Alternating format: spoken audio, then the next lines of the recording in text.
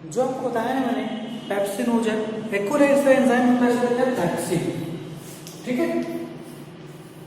Pepsin, pepsin हो गया, HCl हो गया या म्यूकस हो गया, ये तीनों चीजें सिक्रीट होती है हमारे स्टमक के अंदर गैस्ट्रिक ग्लैंड से। गैस्ट्रिक ग्लैंड्स की मदद से ये सब सिक्रीट होता है, ठीक है। Gastric is a common word for stomach. Gastric stomach से रिलेटेड कुछ भी गैस्ट्रो, गैस्ट्रिक, ये सब चीज उसमें इंक्लूड होती है। गैस्ट्रिक ग्लैंड समझ में आ गया, स्टमक के सारे फंक्शन समझ में आ गए। अब आपका जो है फूड है ये हो गया पार्शियली डाइजेस्टेड। क्या मतलब पार्शियल डाइजेस्टेड का? देखो, अब जो आपका जो फूड है वो हो गया यहाँ पर पार्शियली डाइजेस्टेड। पार्शियली क्यों? कार्बोहाइड्रेट डाइजेस्ट हो गए, प्रोटीन हो गया, लेकिन फैट तो बच गया अभी भी। तो जो पार्शियली डाइजेस्टेड फूड यहाँ पर है वो कहलाएगा काइन, ठीक है, उसका नाम होगा काइन। ये जो काइन है ये स्टमक से आगे पास आउट होगा। आगे कहां पर? आपकी स्मॉल इंटेस्टाइन, ये चालू हो रही है आपकी स्मॉल इंटेस्टाइन। देखो उससे पहले यहाँ क्या है, क्या दिख रहा है? लिवर। हमारी बॉडी का कोई पूछे सबसे बड़ा ऑर्गन, सबसे बड़ी ग्लैंड, तो उसका आंसर सिर्फ एक होगा, हमारा लिवर।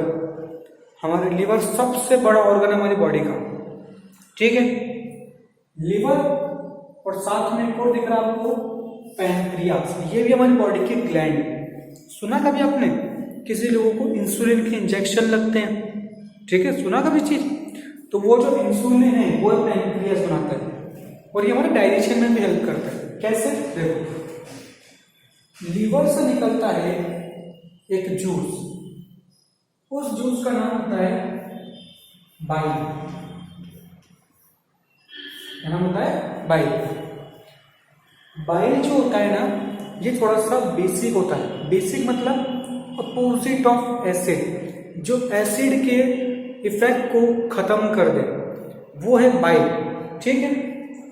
बाइल के साथ में क्या है, देखो यहां पर ध्यान से आप देखेंगे तो आपको दिखेगा लीवर एक नली से सिक्रेट कर रहा है बाइल, लेकिन साइड में कौन नली जा रही है, जो एक छोटा सा पाउच जैसा ऑर्गन बना रही है जिसका नाम हमने रखा है गॉल ब्लैडर।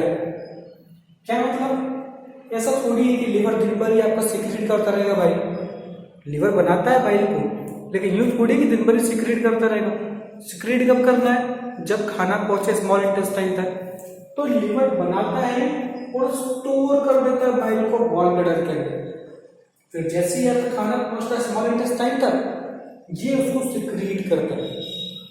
ये और पैनक्रियास दोनों एक ही नली से सिक्रीट करते हैं। कैसे? देखो, ये आ रही गॉल ब्लैडर लीवर की, ठीक है, और इधर से आ रही पैनक्रियास।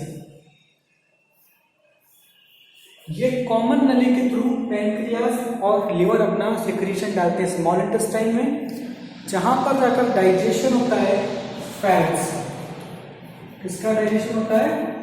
फैट्स का डाइजेशन होता है।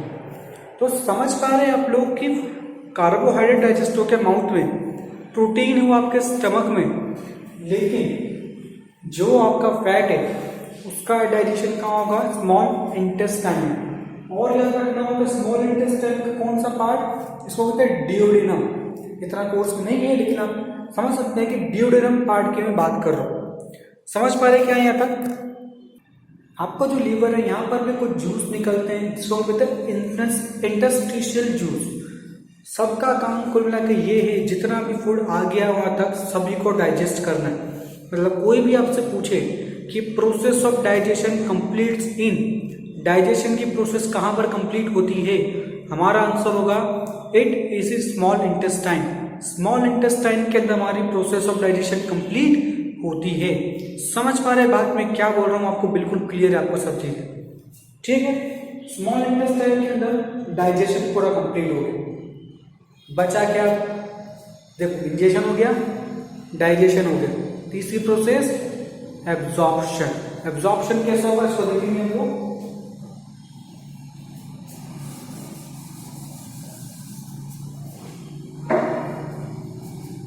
जो स्मॉल इंटेस्टाइन है ना वो ऐसे सीधी नहीं है, ये सीधा पाइप में कैसे नहीं है, बल्कि कैसी है,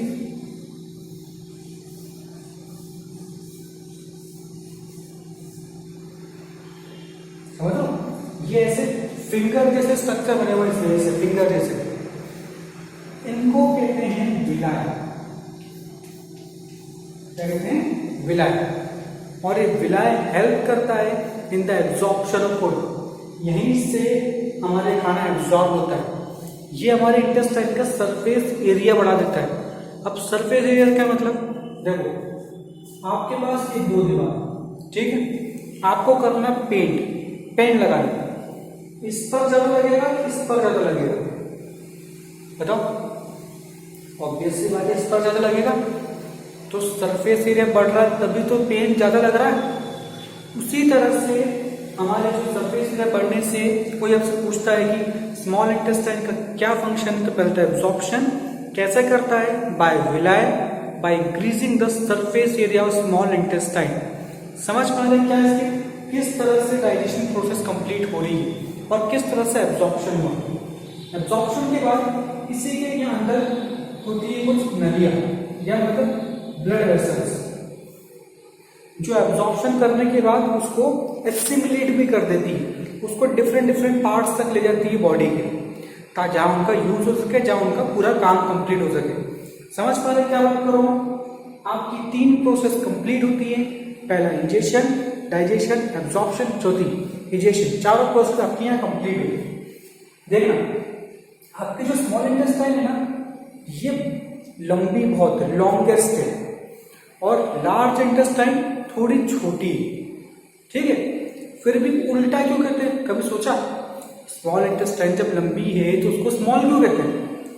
इसका आंसर हम बोलेंगे स्मॉल इंटेस्टाइन है इतनी पतली, लेकिन लार्ज इंटेस्टाइन है इतनी मोटी, तो इसके लेंथ के बेसिस पर नहीं, इसके लेंथ के बेसिस पर नहीं, इस चीज को बोला जाता है on the basis of their, on the, ये इतनी मोटी है ना, on the basis of their weight, कितनी चौड़ाई में लंबी है उसके हिसाब से बोला गया है कि ये जो है स्मॉल है कि लार्ज, स्मॉल पतली होती है, लार्ज इंटेस्टाइन थोड़ी मोटी होती है।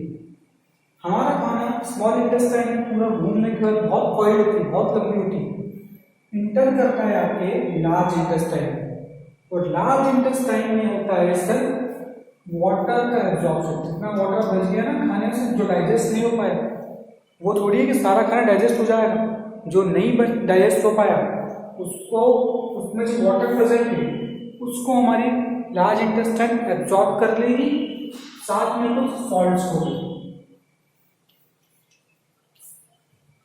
इससे क्या होगा, आपकी बॉडी का पानी का बैलेंस बना रहेगा, पानी की कमी नहीं होगी आपकी बॉडी के अंदर।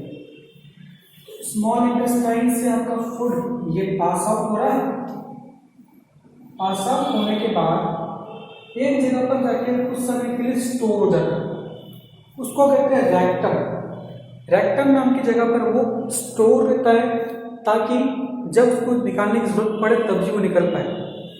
जैसे ही जरूरत पड़ती है रेक्टम से एनएस में, और एनएस से आपकी प्रोसेस ऑफ इजेशन या आपका जो भी अनडाइजेस्टेड फूड मटेरियल है वो बॉडी से पास आउट हो जाता है। ये प्रोसेस सारी आपने सीखी अभी आपके ह्यूमन डाइजेशन की, और सभी को एकदम क्लियर होना चाहिए क्या होता है ह्यूमन डाइजेशन। आप लोग उसके बाद बुक से भी एक बार रीड करेंगे, ठीक है, नोट कर लो इसको।